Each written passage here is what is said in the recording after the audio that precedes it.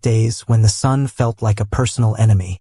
I was in the middle of my usual grind, buried under a beat-up pickup truck at my small garage on the edge of town. Sweat dripped down my face as I tightened a stubborn bolt, wishing I could afford a decent air conditioner. Life hadn't been kind lately, but I wasn't one to complain. You fix what's broken, even if that's your own life. At least that's what I told myself. The sound of screeching brakes snapped me out of my thoughts. I slid out from under the truck, wiping my hands on a grease-stained rag. A sleek, silver sports car, easily worth more than my entire garage, had come to an abrupt halt outside. Smoke billowed from under its hood, and the driver, a young woman, stepped out, looking flustered and out of place against the dusty backdrop of my shop. Her heels clacked against the gravel as she approached, her designer sunglasses pushed up onto her head. She looked like someone who belonged in a penthouse, not stranded in a town this small. "Excuse me," she said, her voice carrying a mix of frustration and desperation. "My car broke down. Can you take a look at it?" I glanced at the car, then back at her. "That's not just any car. You're driving a machine that eats wallets for breakfast," I said with a smirk, trying to lighten the mood. "But yeah, I'll take a look." She seemed relieved, though she crossed her arms protectively. "Just, please be careful with it. It's important." I raised an eyebrow at her tone but didn't say anything. Popping the hood, I was greeted by a mess of overheated parts and what looked like a botched DIY repair attempt. I couldn't help but whistle. This isn't gonna be easy. Whoever touched this before didn't know what they were doing. "Can you fix it?" she asked, almost pleading. "Yeah," I replied, rolling up my sleeves. "But it's gonna take some time." For hours, I worked on that car, pouring every ounce of skill I had into repairing it. The woman, whose name I learned was Sophia, watched from a distance, occasionally checking her phone. Despite her polished appearance, there was a nervous energy about her, like she wasn't just worried about the car. When I finally got the engine running again, she looked at me with genuine gratitude. "Thank you. How much do I owe you?" I shook my head. "Don't worry about it. You were stranded, and I just did what needed to be done." Her eyes widened. "Are you serious? You spent hours on this?" "Yeah, well, I know what it's like to be stuck. Besides, you've probably had a rough enough day as it is." She stared at me for a moment, her expression unreadable. Then, to my surprise, she smiled. A real, genuine smile that lit up her face. "Thank you. I won't forget this." She handed me her business card. "If you ever need anything, call me." I glanced at the card. It didn't register immediately, but the name on it struck a chord. Sophia Hayes. It sounded familiar, though I couldn't place it. I shrugged and slipped it into my pocket, not thinking much of it at the time. The next morning, I was back at the garage, dealing with a customer who was arguing about the cost of a repair, when a black SUV pulled up. A man in a sharp suit stepped out, looking entirely out of place in my dusty little world. "Are you Liam Carter?" he asked. "Depends on who's asking," I replied cautiously. He handed me an envelope. "Ms. Hayes asked me to deliver this." I opened it and froze. Inside was a check, a big one, enough to cover all my debts and still have plenty left over. There was also a note. "For your kindness. Let me return the favor. Sophia." Couldn't believe it. For the first time in years, I felt like I could breathe again. But this was just the beginning. Sophia Hayes wasn't just any stranded motorist. She was one of the wealthiest women in the country. And she had plans for me. As I stood there, staring at the check, a million thoughts raced through my mind. Was this some kind of joke? People like Sophia Hayes didn't just hand out money like candy. But before I could process it all, the man in the suit cleared his throat, breaking my daze. "Ms. Hayes would like to meet with you," he said in a tone that left no room for negotiation. "If you're available, I'll take you to her now." My instinct was to decline. People like her didn't mix with people like me. People who spent their days covered in grease, fixing problems no one else cared about. But curiosity got the better of me. What could she possibly want with me? "Let me lock up," I said, grabbing my jacket. Moments later, I found myself in the back seat of the sleek SUV, heading toward the most unexpected meeting of my life. We arrived at an estate that looked like something out of a movie. The gates alone were taller than any building in my neighborhood, and the driveway seemed to stretch on forever. When we finally pulled up to the house, a mansion that could have been mistaken for a palace, my nerves hit an all-time high. Sophia met me at the entrance, her demeanor softer than when I'd first met her.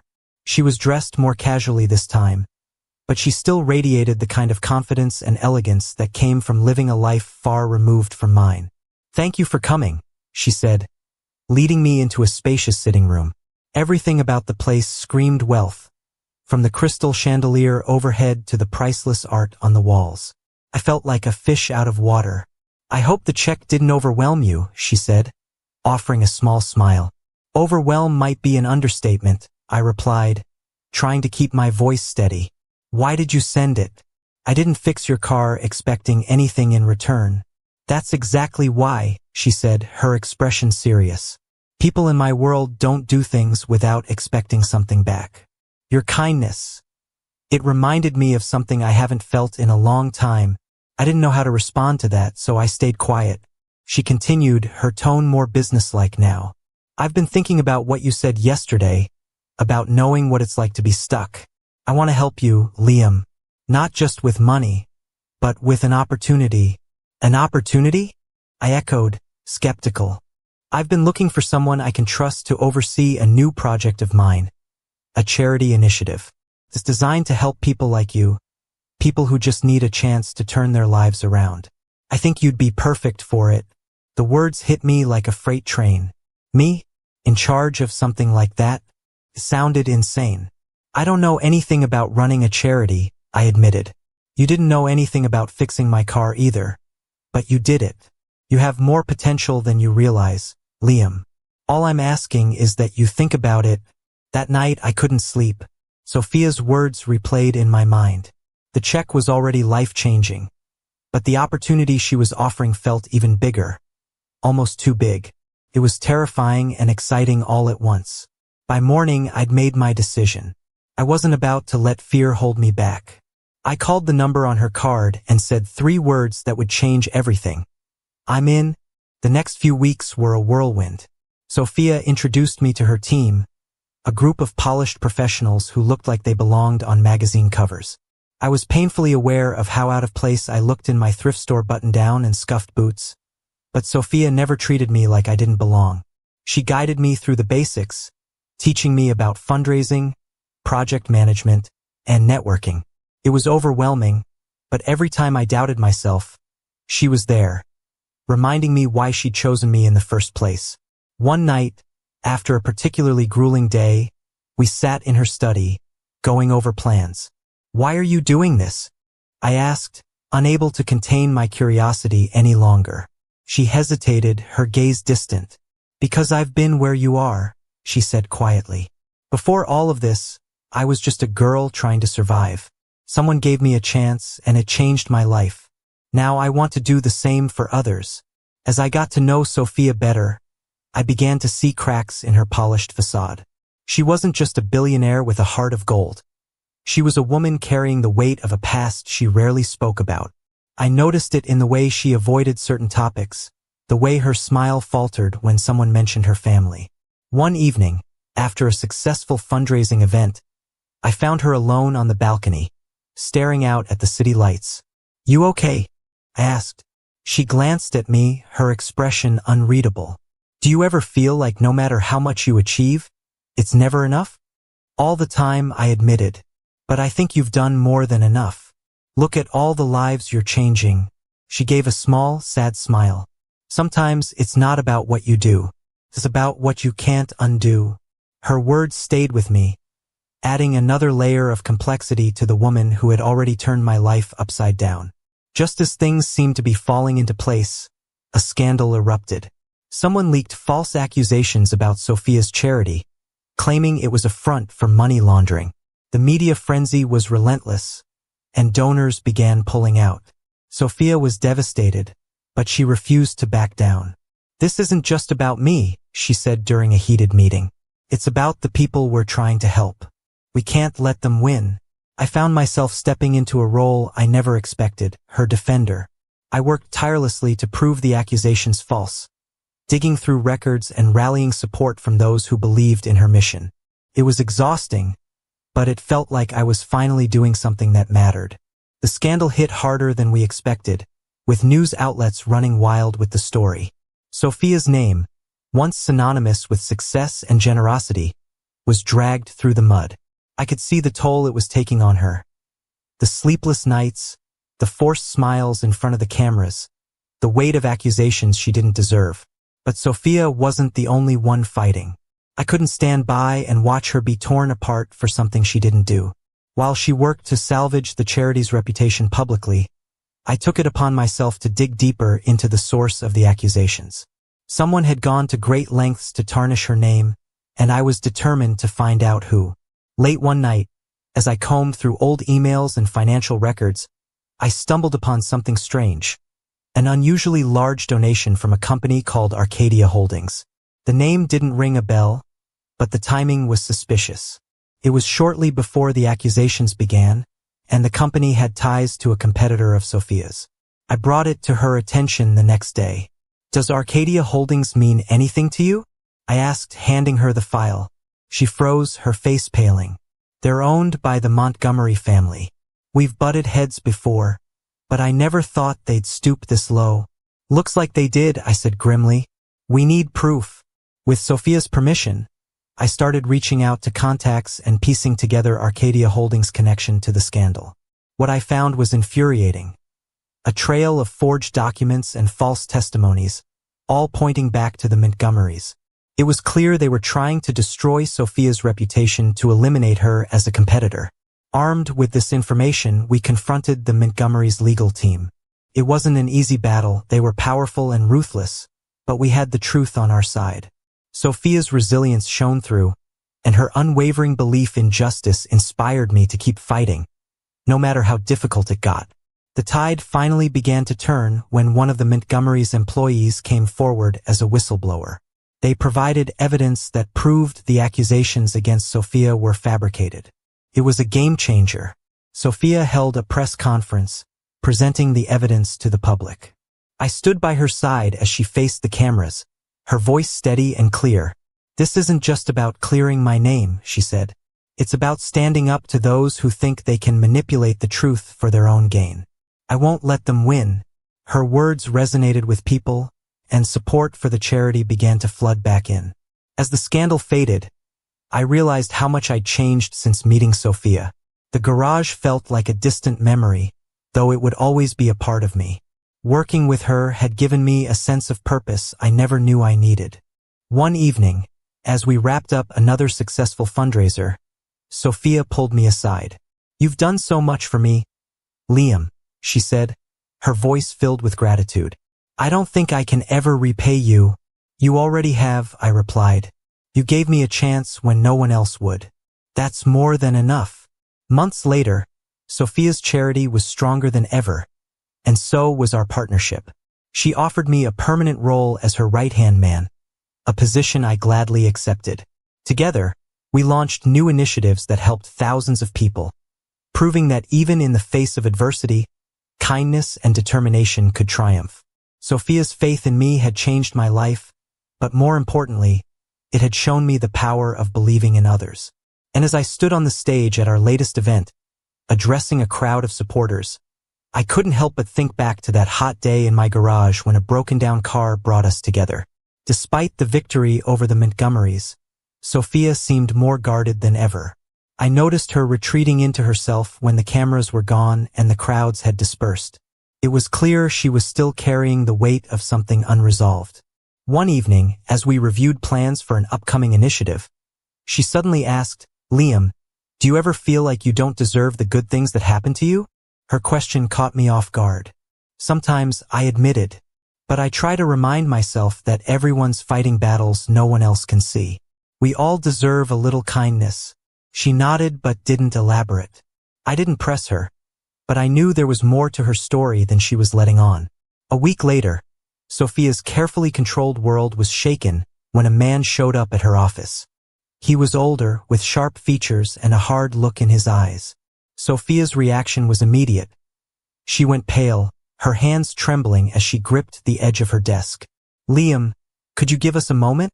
she said, her voice strained. Reluctantly, I left the room, but I couldn't shake the feeling that something was terribly wrong. When I returned hours later, Sophia was gone, and her assistant told me she'd canceled all her appointments for the day. Over the next few days, Sophia avoided me, throwing herself into work and brushing off any questions about the man. Frustrated and worried, I decided to do some digging of my own. What I found was shocking. The man was Victor Hayes, Sophia's estranged father, a powerful businessman with a notorious reputation. I confronted her about it that evening. "Why didn't you tell me he was your father?" She looked at me, her eyes filled with pain. "Because he's not a part of my life anymore. He walked out on my family when I was a kid and left us with nothing. I had to claw my way up from the bottom because of him." "Then why is he back now?" I asked. Her jaw tightened. "Because he wants something. He always does." Victor's return wasn't just a personal blow. It was a threat to everything Sophia had built. He demanded that she step down from her charity, claiming it was tarnishing the family name. If she didn't comply, he threatened to expose personal secrets that could ruin her reputation. Sophia was at a crossroads. Giving in to Victor's demands would mean abandoning the people she'd worked so hard to help, but defying him could cost her everything.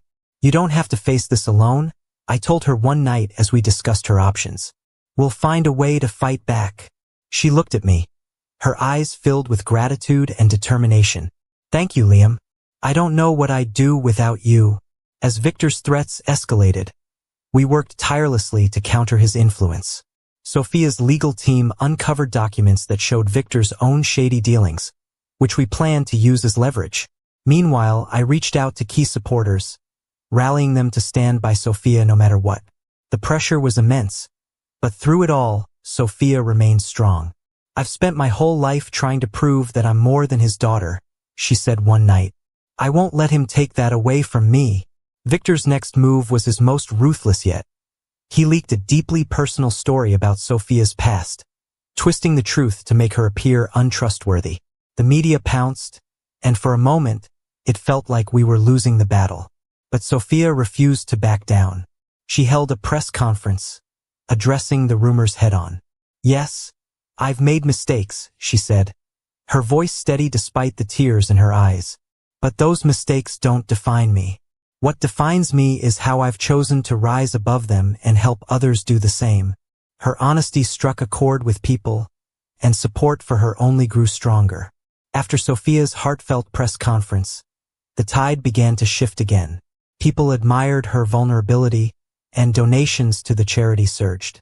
Still, Victor wasn't done. He doubled down, using his vast network of connections to try and dismantle her reputation. But this time, we weren't fighting alone. Sophia's supporters, both influential and everyday people, rallied behind her. Public figures spoke out in her favor, calling out Victor's underhanded tactics. Even a few of his former associates turned against him, fed up with his ruthless methods. It was a battle of wills, and Sophia's strength was contagious. Watching her stand tall in the face of such adversity inspired me in ways I hadn't expected. One night, while going through documents related to Victor, I uncovered something shocking. He had been siphoning money from one of his own companies to fund his campaign against Sophia. The discovery was damning, but exposing it wouldn't be easy. Victor was a master at covering his tracks, and if we made one wrong move, it could backfire. I showed the evidence to Sophia, and for the first time I saw her falter. "If we use this, he'll retaliate," she said. "And he won't just come after me. He'll come after everyone I care about. Then we'll make sure he can't," I replied firmly. "You've spent your life standing up for others. Let me stand up for you this time." She nodded, a flicker of hope returning to her eyes. "All right, let's do it." We worked tirelessly to build a case against Victor, gathering evidence and preparing for the inevitable fallout. Sophia's legal team was on high alert, and I coordinated with trusted allies to ensure we had support when the time came. As we neared the final stages of our plan, Sophia confided in me about her fears. "I've spent so long trying to prove that I'm not like him," she said. What if fighting him makes me just as ruthless? It won't, I assured her, because you're doing this to protect the people who believe in you, not for power or revenge. That's what sets you apart. The day we confronted Victor was one I'll never forget. In a private meeting arranged by our lawyers, we presented the evidence of his illegal activities. For the first time, I saw cracks in his confident facade. He tried to dismiss the accusations, but the weight of the proof was undeniable. You can walk away quietly, Sophia said, her voice steady despite the tension in the room. Or we can take this public and let the world see who you really are. Victor glared at her, but he knew he was cornered. After a long, tense silence, he finally relented. Fine, he spat. But don't think for a second that this is over. Sophia didn't flinch. It is for me. Victor's withdrawal marked the end of a long and grueling battle. The media frenzy died down, and Sophia's name was cleared. She was finally free to focus on her charity without the shadow of her father looming over her. But the victory was bittersweet. The ordeal had taken a toll on her, and she needed time to heal. I encouraged her to take a step back and focus on herself for a while. You've given so much to others, I said. Now it's time to take care of you. She smiled softly. You're right, but I couldn't have done any of this without you, Liam. Thank you.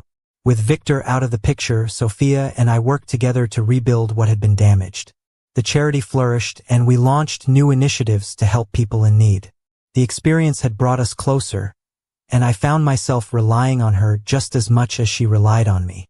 One day, as we celebrated the opening of a new community center, Sophia turned to me with a thoughtful expression. You know, I always thought I had to do everything on my own, she said. But you've shown me that it's okay to lean on someone else. You've done the same for me, I replied. We make a pretty good team. As Sophia healed from the ordeal with her father, she began to confront the scars of her past. She sought out the people she'd hurt along the way, offering apologies and making amends. It was a humbling process, but it brought her a sense of peace she hadn't felt in years. Watching her grow and change inspired me to do the same. I reached out to my estranged family, rebuilding bridges I thought were burned forever. It wasn't easy, but it was worth it. Months later, during a gala event for the charity, Sophia took the stage to announce a new initiative. She spoke about the importance of second chances and the power of kindness, her words resonating deeply with everyone in the room. As she concluded her speech, she turned to me with a smile. And none of this would have been possible without Liam Carter, the man who taught me that even in the darkest times, there's always a way forward. The applause was deafening, and I felt a lump in my throat as I joined her on stage. For the first time in my life, I felt like I was exactly where I was meant to be. Life didn't magically become perfect after everything we'd been through, but it was better. Sophia and I continued to work side by side, building a legacy that would outlast us both.